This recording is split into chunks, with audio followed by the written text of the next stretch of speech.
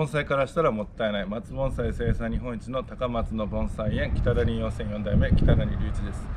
今回のテーマは、種から商品盆栽の太い商品盆栽を作る過程でのね目切りの仕方というのをテーマにいたします。このシリーズ結構よくやるんですけども、意外と肝心なとこ僕言ってなかったんですね。これはもう半分わざとというか大体の育て方は言ってたんですけど、やっぱこのもさもさして今6月後半なんですけども、この目切りの仕方、これ次第でね結構木の良し悪しが大きく変わってくるんですね。まずよく言ってたのはこの下の方の幹の下の方の、若い時のその針金でね曲付け、くねり方をねしっかりするっていうのがまず価値一番大きいは大きいんですけど、その後のその毎年何やかんやでね目切りしてるんですね。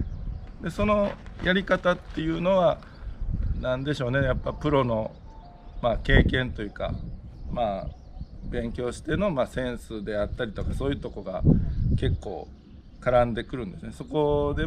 いらない枝をいかに減らしていくか、いる枝がどれかって判断するみたいなのがすごく大事なんですね。でそこができてしまうと僕と同じことができちゃうんで、あんまり言い過ぎたら企業秘密的なとこもあるんでね、ちょっと良くないのかなと思ってたんですけど、こういうのもいいのかなというんで、ちょっと皆さんにね、本当は教えたくない技術ですけども、ちょっとお伝えする機会を今回作ってみました。でここにあるのが年代3種類あるんですけども、一番こちら側の茶色い鉢に割ってるのが大体樹齢が6年7年ぐらいです。はい、まだまだね芽がちょっと弱い感じで、それでも良くなってきました。で真ん中にいるのが大体7年から9年ぐらい、78年ぐらいかな、78年ぐらいの、ちょっとこっちの子に比べて芽がね増えてきましたね。で一番こちら青い鉢に入ってるのが樹齢大体9年10年ぐらいです。だったらもう毎年の芽切りで芽数が増えて、さらに今年も元気に育ってね、もっさもさですけども、ここまでなるとどっから手つけてええのかわからんぐらいな感じですけどね。これをするのがすいませんね、自分で一応プロの技というかね、それをちょっと今日皆さんにお伝えしてみようかなと。でこっちの若い木から順々にその年によって多少ね目切りの仕方変えてるんで、最後この仕上げに近いようなとこも最後まで見てもらったら一応分かるかなというお伝え、こうしたら分かるかなという努力してどうにか言葉にしながら、実践しながらねご説明していきますんで、よかったら最後までご覧ください。では今からちょっと若い方から順に切っていこうと思います。では一番若い木からねちょっと実践していきます。まず僕のやり方ということで見ていってください。これが正解とかねそんな多分ないとは思うんですけど、とりあえず僕のやり方で、まずこういうね徒長枝、これにね栄養が集中するとね下の方が弱っちゃうんで、こういう間についてる芽もね、手でちぎるでもこれハサミで切るでもいいんですけど、この葉っぱも別にね手でちぎってもこうやってハサミで切ってもどっちでもいいです。こうやってむしり取って、徒長枝はもうただただ太らすためだけのもんなんで、このね真ん中の芽にねこのライン上だけいってもらって、あとは下の方の芽にね栄養がいってもらうという。で正面がね今カメラの方に映してますけども、だいたいここが正面です。この今映ってるのが。でてっぺんになるのがまず正面を決めて、次てっぺんをだいたい予想つけるんですけど、これだろうなと。もしかしたらこっち行くか、この辺の根元の方行くかもわからんと。でこれをてっぺんととりあえずして、じゃあこの辺にてっぺんができて、あと下枝がこの辺りで細かいとこですけど、今僕のハサミが触ってるのが、この辺の枝になっていくかなと。ちょっと伝わりにくいですけど、どうにか出ます。でこれをてっぺんにするんだったら、ここでね芽数増やしたいなら切ると。でもうちょっと伸ばしたいってなったらこれは切らないと。今の段階だったらちょっと切りたいかなと切っちゃいます。でちょっと下の段にある芽は枝になってもらいたいから触らない。でここにある芽はもしかしたらこっちのてっぺんよりこっちがいいかもしれない場合のために一応置いとくぐらいです。はい、であとはこっちの方の枝なんですけども、1の枝がこれ密集してたらねよくないんでね、なるべくいい場所、もう絶対にいらないだろうっていうのからまず減らしていきます。これもてっぺんに将来なり得る可能性はないことはないけど、あえてもうこれを取る方を選びます。であとは長くしたいとこは切らずに、切ってもいいとそこで芽数を増やしたいとこは切ると。でこっちもねもうちょっと長くしたいですけど、ビューッといかれるよりかはちょっとずつ芽数が増えながらこの枝が長くなっていってほしいんで、でかい芽は切ってちょっと脇にねちっちゃい芽がおるんで、その子らをほっとくぐらいかなと。ちょっとわざと切り残しするというかね、わざとね。でこっちの下の枝、ここに枝があっても結構面白いかなという、これも無理にね伸ばそうとせずに芽切りをしながら徐々に伸ばしていくと。作業的にはもう今終わったんですけども、ただなんとなくここがてっぺんで、この枝があって、ほんでこっちこの辺カバーして、またこの辺がね胴吹きしていい感じになるかもしれないですけど、この辺枝いらないかな。こっちからこの子がね芽を切られてないこの子がこの辺カバーすれば綺麗になるかなと。こういう想像しながらやっていくと。ほんでこの芽切りされてない子はね葉っぱが長くなっていきますけども、それはもう今制作段階なんで、今葉っぱが長いとかはもうどうでもよくて、まずはもう枝作りをしっかりしていくというのがまず第一の考え方ですね。あとそれに枝作りに対して邪魔な枝はやっぱりしっかり取っておくと。今取っておいたとりあえず置いとこうみたいに考えたら、本当に欲しい方がねこの子たちがおることによってこっちが木に捨てられるというか、あんまり成長が良くない状態になってもいけないと。だからもういる枝いらない枝は僕はしっかりもう早い段階から決めていきます。それでも迷うとこはあえて置いとくとかね。だから何でも置いとくよりかは意外とすっきりしてしまう方がいいと思って作業しております。これがだいたい樹齢が7年前後ぐらい、7年ぐらいかなの手入れの仕方ですね。次は樹齢が8年か9年ぐらいの苗木なんですけども、先ほどはねかなりまだ6、7年で枝が出来上がってないと、将来どうなるんかなみたいな感じでしたけど、結構これぐらいになってきたら方向性がはっきりしてきた頃なんですね。でしっかり正面も決めやすいですし、どれがてっぺんでどれがいらない枝だっていうのが結構分かりやすい頃なんで、しっかり枝を決めていきます。まだねやりやすい頃ではあるんですけどね、今カメラの方に正面向けてます。この中でいらない枝とかをね、とりあえずねまずもうこういう枝、これでかいですけどね、もう1の枝とかの場所にこんな真上にね伸びてたらこれはもういらないです。こんだけ育ってるのを切るのはなかなか勇気いると思いますけど、これができないとやっぱりこういう盆栽は作れないと思います。しっかりといらない枝を取りましょう。でこういうのもねちょっと場所が悪い上に、これはもう上に伸びてねどう使うんだみたいな、どうしてもダメと、こういうのも取っちゃう。これだけでもうほとんどね今もうこの辺の塊とこの辺の塊でもうできるだろうなという想像がつくんですね。でただここちょっと1の枝どっちかなっていうね、ちょっと同じような大きさがこれ主張しすぎですね。そういう時にねここにちっちゃい芽があるんですけども、これをわざとね、これはもう決めるというかちょっと可能性を残すような残し方ですね。ちょっとこれに決めきれんからちょっと一旦これを置いとってみようみたいな。でこういう時ね結構上から完成さすよりかは僕の場合は1の枝の方から手入れしていきます。も普通に目切りして、ちょっと葉っぱが長くてね、日当たり悪そうなんでもう切っちゃいます。この時期の葉っぱはね、別に切ってもそんな問題ないんで。はい、これで下の方は一旦完成。で、次上の方のブロックいきます。まあ、てっぺんは、これか、ここに今触ってるあたりか、裏から回ってくるか。とりあえずまあ、上の方はね、絶対にこんな長いのはいらないんで、目切りしちゃいます。まあ、このちょっと下の、まあ、この枝も使えるかもしれないから一応置いといて。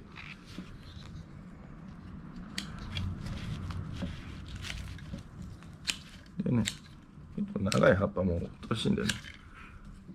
今後の日当たりのためだったりとか、切っちゃいます。はい。あ、そうそう、忘れてました。これ上ね、さっきもやったんですけども、こういう徒長枝にね、ついてる葉っぱはね、もう全くいらない、必要のない栄養なんで、こんな葉っぱに栄養を回すのはもうすごいもったいないので、もう完全に取ってます。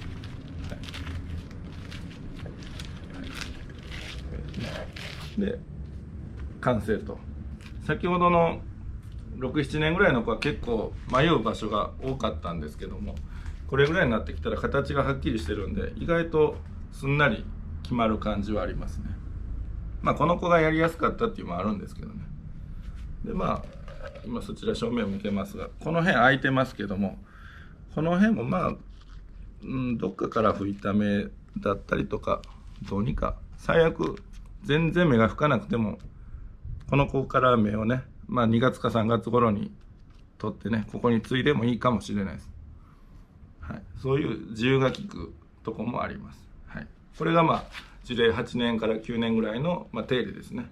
はい、6、7に比べて意外とこの子に関してはすごいやりやすかったですね。はい、次は樹齢がね、これ10年ぐらいになってるんですけども、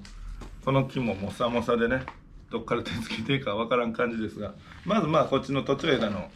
方からやっていきます。で、ちょっと注目してほしいのが、この子特別なんですけど、こういうね、途中枝の葉っぱ、本来なら葉しか出ないとこからもう芽がびっしり出るんですね。それ、管理の具合でたまにこういうことが起きることもあるんですけども、この子の場合はもう性分ですね。もう生まれ持っての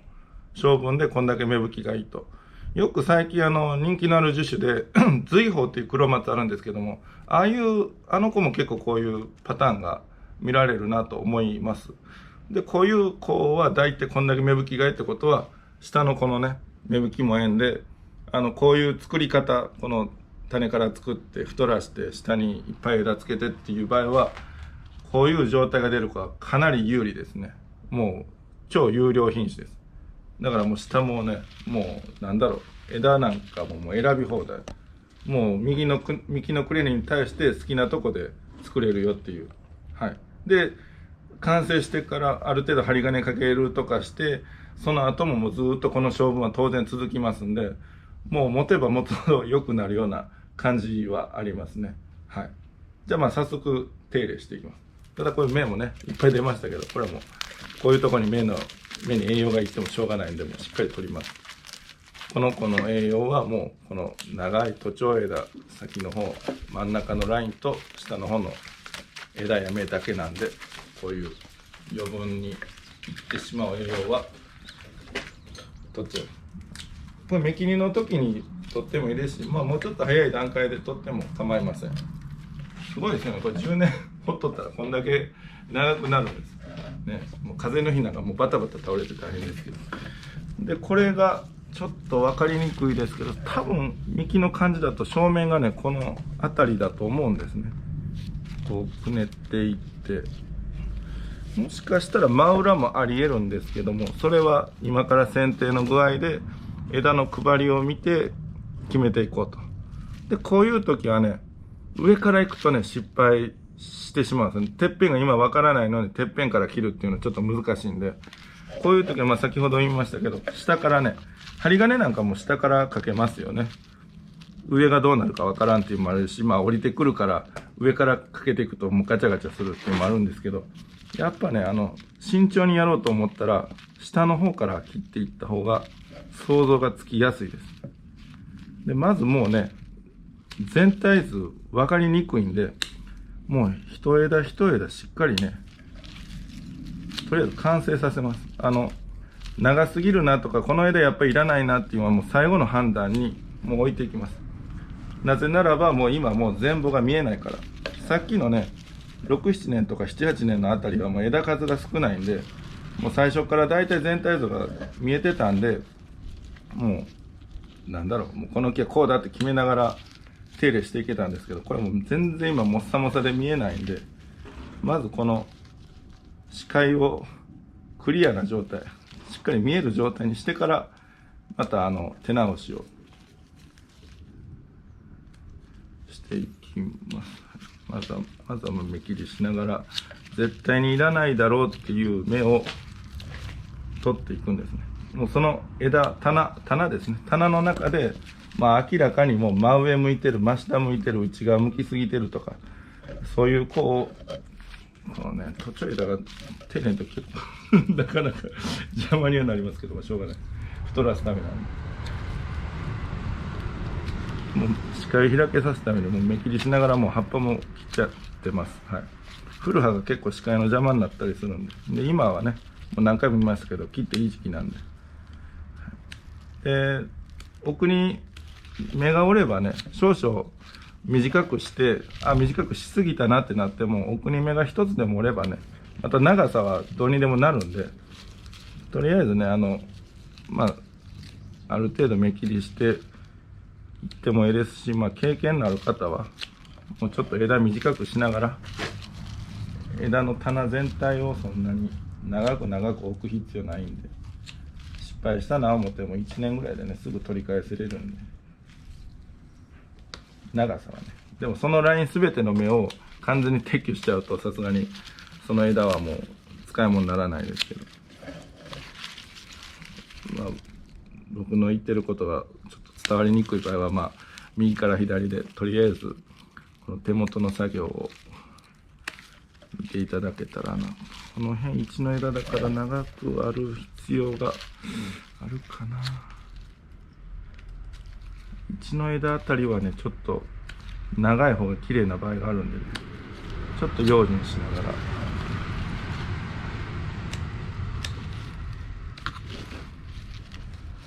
とにかくもう真下に向いてるとかね、いう枝とか芽はもうまずいらない。真下はもうまずいらない。で真上はひょっとしたらそこに代わりの芽がいない場合は使う可能性はあります。で内側に向きすぎてるのは、それももしね、その辺りに全然いないとなったら針金で外に向けて使うっていう場合はあります。真下はいらないです。はい、優先順位としては真下はもう絶対いらないです。あと内側が次いらないぐらいかな。で上側はその場判断しながら、そういう細かいことをいろいろ全て総合的に考えながら今不安定極まり。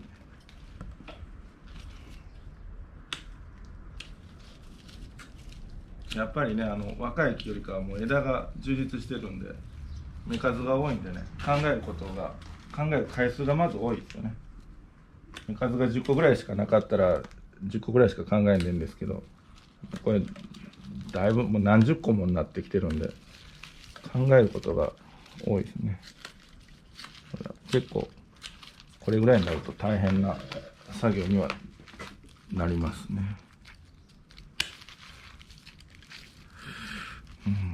こういう下から上に出てきたのが使えるかな。ちょっと様子見で目切りだけしといて、本当にいらないかどうかは最後に決めます。普段これ黙って作業してるんですけど、今日ね撮影してるんで、頭の中で考えることをなるべく声に出してやってます。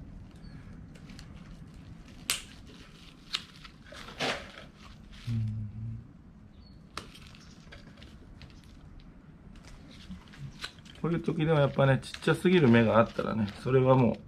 う切らずに置いときましょう。まだまだ発育途中なんで、もう2度目切りとかもあんまりしなくてもいいです。とりあえず形がそこそこ整ってたら OK ということで。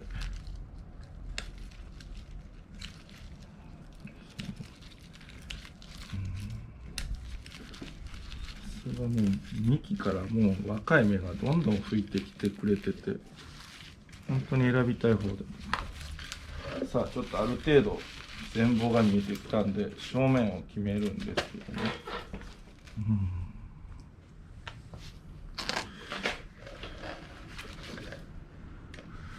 やっぱりこっちかな。ここですね。この辺からで、ちょっと最初正面に幹が一回前に来ますけど、その後の振りが綺麗なんで、この辺がてっぺんで、こういう斜め上に上がったようなのがねいるかどうか、ちょっとね、この2つでてっぺんを構成してもいいんですが、今これ置いとくと派手ではいいんですけどね。まあもしかしたらこっちがてっぺんになる可能性があるか。まあ一応今の段階置いといて、この下にね一つ幹から出てる子がいるんで、この子の発育ぶりを見てどっちかに決めてもいいかなと。後の枝はもうほとんど出来上がってます。もう荒っぽい枝が芽切りを繰り返して細かい枝になればもう完成かなと。ちょっとぐるっと回して、ちょっとまあ長いかなというところもありますけど、それはもう徐々に、ちょっと太くて硬そうな枝があるけど、こういうのまだ曲げれる太さやからまあいいかなと。でそのうちねここ切りますけどね、まだもうちょっと太らしたいですね。でこの辺切ってここに傷ができますけども、てっぺんこの辺りの子がおるんで、しっかり芽が吹いたらもう全然見えなくなるんで、結局てっぺんには傷があるけどなんか無傷の子みたいな、太いけどなんで傷がないみたいな、いやそれはもうかなり見えにくい場所にあるからですよっていうような、そんな感じの太い黒松になりますね。結構太い木ってねもう傷目立つ場合よくあるんですけど、僕はもうてっぺんに傷を持っていくようにしてるんで、なんだろう、その傷のマイナスがあんまり目立たなくていいですよという、そんな感じです。そうですね。やっぱ10年目ぐらいになると芽が増えて考えることが多くて、この辺はちょっと難しいですね。最初のモサモサっとした状態からここに持っていくのはかなり経験がいると思います。それでも経験のない中でもとにかく芽切りをしっかり一回してみて、で見通しを良くして、その後にどうしてもこれはいらないんじゃないかっていうのをまた考えて、でまたもう一回見て、でその中でまたいらないのがおったらこれいらんかなとか迷いながらね、僕だったら1回2回で判断するとこを慣れてない方はもう3回4回5回と何回もこう見直してゆっくり判断していっていただいたら、初心者さんなりでもそこそこ綺麗にはなると思います。だいたいこれで今輪郭があんまり飛び出てるとこなくしてますんでね、なんとなくなんだろう、ビュンビュンしてる感じはなくなったかなと思います。こんな感じでいつも作って綺麗に出来上がってきてます。ぼちぼちうちでやり始めてもう12、13年になるんですけども、樹齢12、3年ぐらいの子が結構綺麗になって、もう買っていただいてだいぶなくなってきたっていう感じはあります。皆さんもね趣味でされてた種なんかね、どっかで安く手に入れたりしたら10年ぐらい例えばここまで来るんでね、やってみても楽しいかなと。で自分でやるのは大変という方はうちでご購入いただいたら僕がありがとうございますということになるんで、そんな、今の余談でしたけど、今回はこういう僕のその種から育てて太い商品盆栽を作っていく途中の芽切り、結構大事なところを本当は教えたくなかったですけど、ちょっとねこんなんもできますよという、皆さんよかったらというね、僕からのその日頃のご愛顧のお返しになっとるかどうかわからんですけど、そういう動画にしてみました。この度無料のメール講座を始めました。僕の知識経験、20年以上かけての知識経験がぎゅっと詰まったメールが、定期的に40本以上届きます。限定動画も20本以上作っておりまして、より分かりやすくなっていると思います。概要欄のね、登録フォームからメールアドレスだけで登録できます。中身はもう全部無料になっておりますので、ぜひとも皆さん登録してみてください。